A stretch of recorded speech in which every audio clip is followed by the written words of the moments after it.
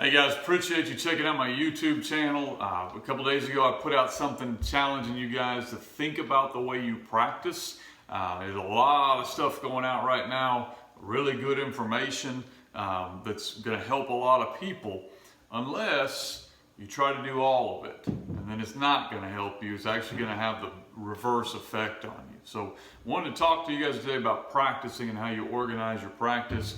Some of the things that we've gone to in the last couple of years that have really helped us. The first thing is, no matter what you do, make sure that the drill you're doing, you can directly look at your team on a Friday night and you can see how that impacts you. So there's some awesome drills. Some of these air raid guys are running, some of these veer guys are running, wing T guys are running, 3-4 teams are running, 4-4 teams are running. I mean, you name it, these are some awesome drills. But are you using that? Does that affect you? Is that something you're doing? If it's not, just because it's a great drill doesn't mean you need to be doing that drill. It's a great drill for that guy because it shows up for him on a Friday or a Saturday or whenever he's playing ball. So make sure your drills are something you know is going to show up for you on Friday. You can point to it on film with your kids. Understand the why, okay, the how of the drills, but also understand where they show up. Well, what I'm going to talk to you mainly about today is understanding when. Okay, when am I going to run these drills? How am I going to run these drills? But mainly when. How much time am I going to spend on them? So you want to set up a priority list of the skills for your positions. Okay, for us, offensively, we're very different. Okay, defensively, we're in a 3-4. So we come up with a list of skills that this position player needs. So for instance, let me use our wingback as an example. Our wingback needs to be able to block. Our wingback needs to be able to run the ball. Our wingback needs to be able to catch the ball. Those are the three major skills he needs to have for our offense to be effective, okay? And then I'm going to list drills inside of each one of them. What kind of blocks does he have to make? Well, you build a down block. We run the buck sweep. He's going to be able to block in space, okay? He's going to be able to double team every now and then. So I need to list those. What drills do we want that will show up on a Friday night that he needs to hit, okay? When he runs the ball, okay, well, what kind of runs is he doing? What does he need to work? Ball security, what else does he need to work? So list those drills inside of it, okay? Catch the ball. Then, which coach needs to teach him that?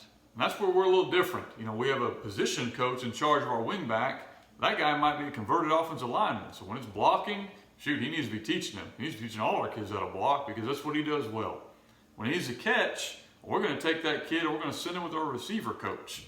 And he's going to work with those guys because that's the guy that can teach him better on that. What about blocking in space? Or what about carrying the ball? He's probably going to go with our running back coach for that. So use your coaches wisely. Don't just marry it into, hey, this position coach has these kids. You know, for us, we've sent quick tackles on with our receiver coach before because they got to learn how to block in space. And he's the best one to teach them that.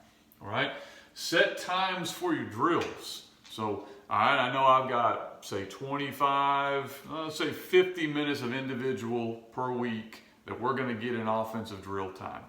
All right, so 50 minutes of individual and however much of pod, divide that out and say, which are my number one priority? He better know how to block. Well, that needs to get the majority of the time. Then drills that deal with the other aspects. What you don't want to do a lot of times is not plan.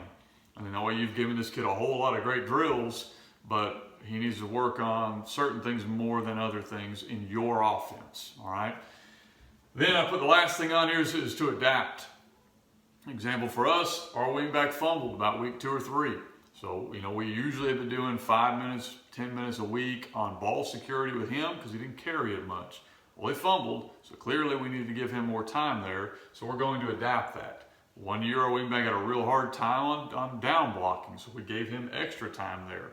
You know, and so we're going to make sure we're adapting this throughout the season.